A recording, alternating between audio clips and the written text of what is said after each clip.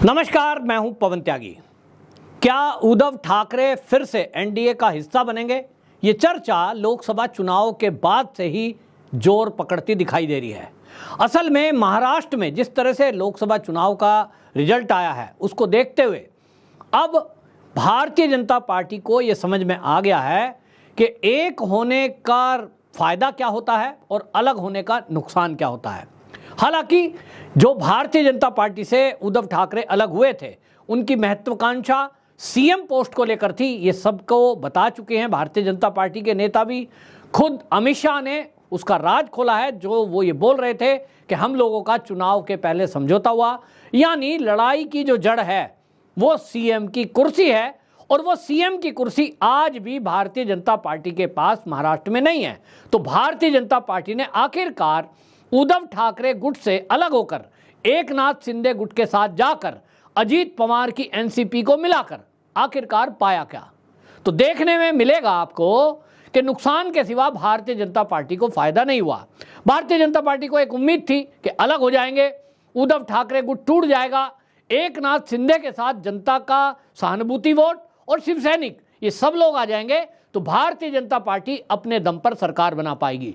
लेकिन महाराष्ट्र के जो लोग हैं, जो राष्ट्रवादी लोग हैं, जो हिंदुत्ववादी लोग हैं, जो सनातनी लोग हैं, उनकी जो इच्छा है, उनके जो विचार है, उसको भारतीय जनता पार्टी ने दरकिनार कर दिया। नतीजा आज आपके सामने है कि भारतीय जनता पार्टी को भारी नुकसान लोकसभा चुनाव में हुआ। अब अगर इसी को कंटिन्यू रखती है भारतीय जनता पार्टी, इसी गठबंधन का साथ रखती है कि जो उन्होंने अजीत पवार और एकनाथ शिंदे को साथ रखा है, तो निश्चित जान लीजिए कि महाराष्ट्र में भारतीय जनता पार्टी गठबंधन की सरकार नहीं बनने जा रही। ये बात भारतीय जनता पार्टी को शायद समझ में आ गई है। लोग कमेंट में मुझे फोन करके और कमेंट में लिखते हैं कि भारतीय जनता पार्टी में एकनाथ शिंदे तक का तो आना ठीक था, लेकिन अजीत पवार एनसीपी को मिलाकर बहुत भारी भूल कर दी। यानी लोग ये देख रहे थे कि भैया यहां तक ठीक है कि आपने एकनाथ शिंदे को मिलाया, वो शिव सैनिक है, शिवसेना के लोग आए, लेकिन आपने एनसीपी को क्यों मिला लिया?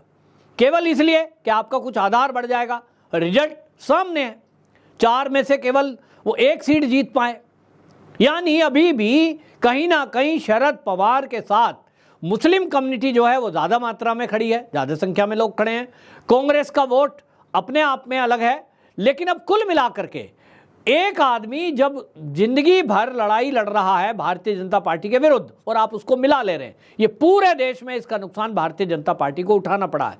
आज भारतीय जनता पार्टी की स्थिति जो 240 पर अटकी है, उसका एक बड़ा कारण यह है कि देश में पूरे राज्यों में जगह जगह ऐसे कई पार्टियों के नए नेताओं को बुलाया गया, उनको टिकट दे दिए गए। भारतीय जनता पार्टी का कार्यकर्ता साइड रहा और इसका नुकसान अब आने वाले चुनाव में भी देखने को मिल सकता है। आने वाला अभी राज्य में विधानसभा का, एक तो हरियाणा में चुनाव और महाराष्ट्र में, दोनों पे ध्यान है और दोनों जगह आप देखिए कि भारतीय जनता पार्टी को नुकसान हुआ है।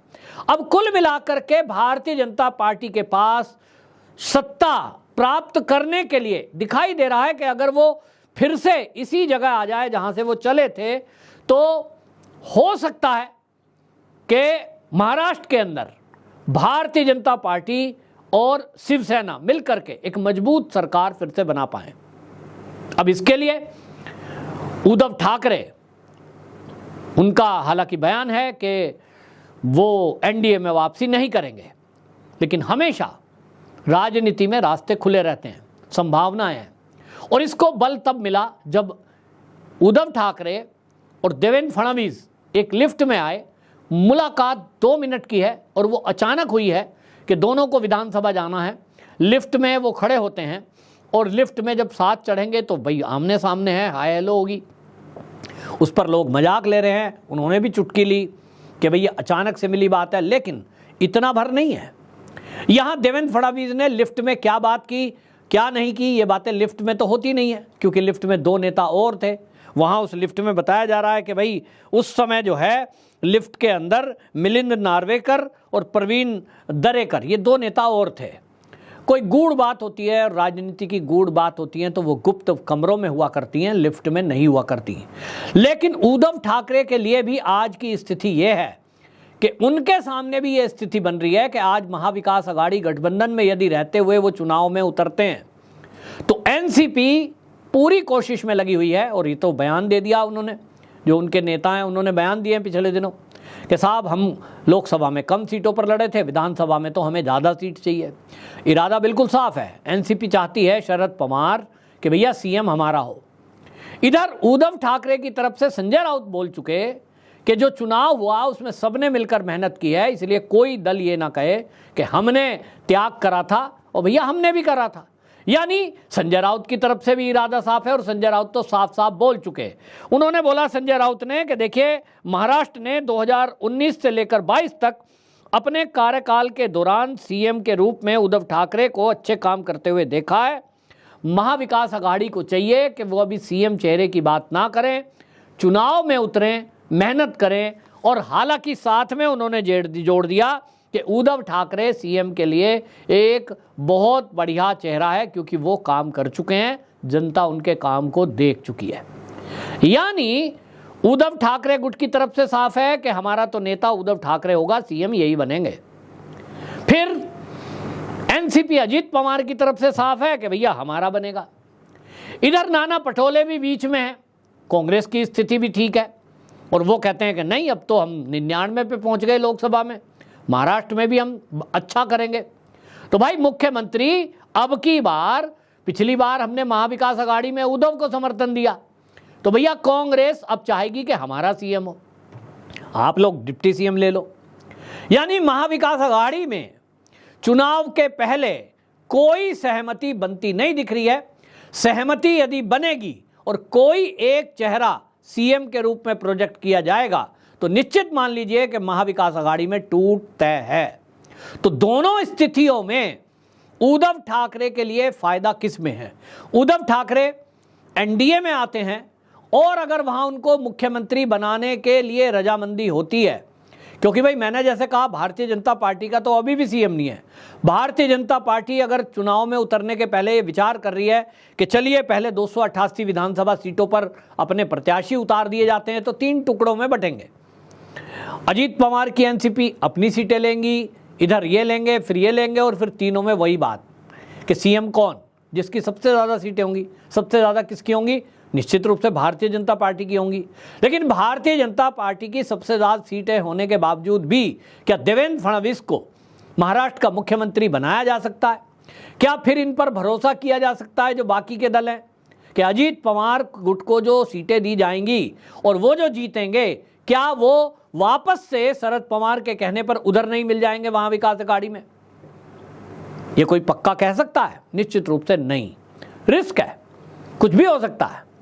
और इसीलिए महाराष्ट्र में अगर मजबूत गठबंधन हो सकता है तो वो शिवसेना और भारतीय जनता पार्टी का ही नेचुरल अलायंस जो है वो रह सकता है। और इसीलिए चर्चा का बाजार गर्म है। और महाविकास अघाड़ी का जो मैंने आपको बताया कि वहां जो है नाना पटोले ने ऑब्जेक्शन किया था, संयुक्त रैली थी महाविकास अघाड़ी की, तो वहां उद्धव ठाकरे की अलग से कुर्सी रखी गई थी, सिंहासन कह सकते हैं। उस पर ऑब्जेक्शन था कि भैया हम तो साधारण बिठा रखे हैं, बीच में सिंहासन रखा हुआ, ये क्या है? कोई ये प्रमुख थोड़ा ही है। नाना पटोले का ऑब्जेक्शन है। कल को शरद पवार का भी ऑब्जेक्शन आना है। शरद पवार सीनियर लीडर हैं, भाई उनके लिए भी अलग से सिंहासन रखो, उनका भी मान रखो। और शरद पवार का लोकसभा चुनाव के पहले एक बयान आया था, उसको लोग भूल रहे हैं। उन्होंने कहा कि देखिए छोटी छोटी जो दल हैं इनको कांग्रेस में अपने आप को मर्ज कर देना चाहिए। यानी ये मर्जर वो कभी भी कर सकते हैं। केंद्र में जिस तरह से हालात बन रहे हैं, केंद्र में तो अब केंद्र की मोदी सरकार कहीं जाने वाली 5 साल है नहीं। इनको ये दिख रहा है कि भाई लाभ किस में है। तो चाचा भतीजे भी क्या एक हो सकते हैं? निश्चित रूप से हो सकते हैं। अब ये अवसरवादी लोग हैं, या तो इन अवसरवादी लोगों को, विरोधी लोगों को शामिल करे बीजेपी तो अपनी मटिया मेट करेगी। भारतीय जनता पार्टी यदि एनसीपी से अलायंस करती है, महाराष्ट्र के लोगों की राय है, चाहे तो भारतीय जनता पार्टी के नेता, मोदी जी, भारतीय जनता पार्टी के संगठन के लोग इसी वीडियो के नीचे कमेंट में पढ़ लें। हमारे महाराष्ट्र के दर्शक इसमें नीचे कमेंट में लिखते हैं कि भारतीय जनता पार्टी को एनसीपी से समझौता नहीं करना चाहिए, शरद पवार से नहीं करना चाहिए।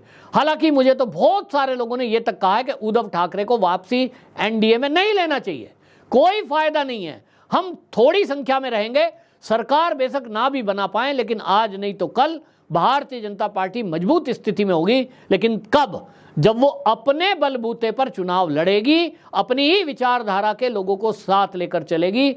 अजीत पवार जैसे भ्रष्ट लोगों को, मैं ये नहीं कह रहा हूं, लोग कह रहे हैं महाराष्ट्र के कि उनके ऊपर भ्रष्टाचार के आरोप थे, जैसे ही वो एनडीए के साथ आए, यानी एकनाथ शिंदे के साथ आ गए, उनके ऊपर से सारे ब्लेम हटा दिए गए, कोई केस नहीं है। हालांकि कोर्ट ने उनको क्लीन चिट दे दी है, इस पर कोई विवाद नहीं होना चाहिए, लेकिन उसके बावजूद भी मैं लोगों की मंशा बता रहा हूं। लोगों के महाराष्ट्र के मन में यह है कि भारतीय जनता पार्टी कोई भी भ्रष्टाचार के आरोप जब लगाती है, उसके बाद उसको ले लेती है, तो वो आरोप बंद हो जाते हैं। इसका बैड इंप्रेशन जनता के दिमाग में भारतीय जनता पार्टी के लिए है। तो लोग ये चाहते हैं, जो राष्ट्रवादी लोग हैं, जो हिंदुत्ववादी लोग हैं, कि भारतीय जनता पार्टी अपने दम पर चुनाव लड़े, सीटें कम आएंगी लेकिन स्थिति अच्छी रहेगी। साथ रखना है तो केवल शिवसेना को साथ रखे, जो एक विचारधारा की पार्टी है, लेकिन उद्धव ठाकरे ने महाविकास अघाड़ी गठबंधन में जाकर अपनी विचारधारा को त्यागा है। तो कहीं ना कहीं एकनाथ शिंदे वो उस विचारधारा को लेकर चल रहे हैं जो बाला साहब ठाकरे की विचारधारा है।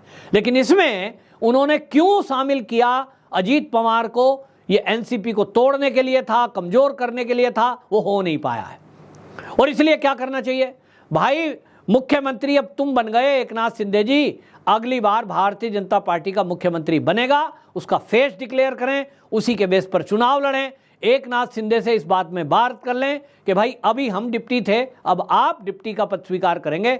निश्चित जान लीजिए, यदि इस तरह का फॉर्मूला किया गया कि वो डिक्लेयर कर दें कि भैया एकनाथ शिंदे शिवसेना और भारतीय जनता पार्टी यही अलायंस है, अजीत पवार जो एनसीपी है वो जिद करेंगी ज़्यादा सीटों के लिए, मना कर दोगे तो अलग हो ही जाएंगे, और अलग हो जाएं तो होने दीजिए। सरकार बनना तय है भारतीय जनता पार्टी शिवसेना की। लोगों का महाराष्ट्र के कहना यह है कि अपने दम पर चुनाव लड़ें। चुनाव लड़ने के लिए जो भी चीज़ें चाहिए केंद्र सरकार की, अभी आप देख रहे हैं ना कितनी योजनाएं हैं, इस तरह से कुछ काम करें ज़मीन पर। तो देवेंद्र फडणवीस को भारतीय जनता पार्टी खुला हाथ दे, वहाँ चुनाव लड़ने की तैयारियां अभी से शुरू करें। निश्चित रूप से अब ज़्यादा समय तो है नहीं, और अब आप देख रहे हैं कि दिसंबर के अंदर ये चुनाव हो जाना है, अक्टूबर नवंबर में। तो निश्चित रूप से जो कमियां इस बार लोकसभा चुनाव में भारतीय जनता पार्टी को देखने को मिली है, उसमें एक, बाहर की अन्य विरोधी जो विचारधारा की पार्टी के नेता हैं उनको शामिल करना, वो उनका बैड इंप्रेशन में गया है। जिन पर भ्रष्टाचार के आरोप थे उनको भारतीय जनता पार्टी या एनडीए का हिस्सा बनाना, इस पर नेगेटिव पॉइंट गया है। नंबर 3, अपने सीनियर लीडर को किनारे करना और अपने लीडरों को प्रोजेक्ट ठीक से ना करना, उनको फ्री हैंड ना देना, ये भी नेगेटिव गया है। देवेंद्र फडणवीस की एक अच्छी छवि थी, लेकिन वो छवि को पनपने नहीं दिया गया। आपसी लड़ाई के कारण जो नेता महाराष्ट्र के हैं उस पर भी बड़ा एक बैड इंप्रेशन जनता के अंदर गया है। और चौथी चीज़ है कि जो काम महाराष्ट्र के अंदर होने चाहिए, जनता जो उम्मीद करती है कि भारतीय जनता पार्टी की सरकार है, गठबंधन की सरकार है, तो हिंदुत्ववादी चीज़ें होनी चाहिए, अपराध पर कंट्रोल होना चाहिए, उस तरह की चीज़ें अभी महाराष्ट्र में दिखाई नहीं दे रही हैं। अब इनमें सुधार का समय कुछ ही दिनों का है। अगर करेंगे, जनता में इंप्रेशन जाएगा, तो निश्चित रूप से भारतीय जनता पार्टी की सरकार बन सकती है।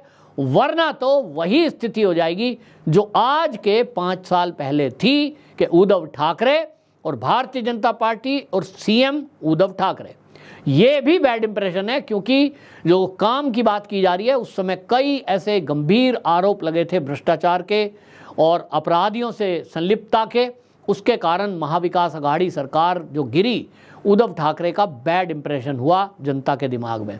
तो ये सब चीज़ें चल रही हैं, लेकिन कुल मिलाकर भारतीय जनता पार्टी अगर उद्धव ठाकरे को वापसी लेती है तो फिर भी सीएम की पोस्ट तो उसको मिलेगी नहीं, तो फिर मिलेगा क्या, ये एक बहुत बड़ा सवाल है। लेकिन जनता अब ये देख रही है कि भारतीय जनता पार्टी अपनी गलतियों को सुधार कर क्या एकनाथ शिंदे के साथ ही पूरी मजबूती के साथ लोकसभा चुनाव लड़ेगी, ये बिना सोचते हुए कि भाई उद्धव ठाकरे को मिलाना है या नहीं, उद्धव ठाकरे को मिलाने का फायदा होगा या नुकसान, आप कमेंट बॉक्स में जरूर बताएं। वंदे मातरम।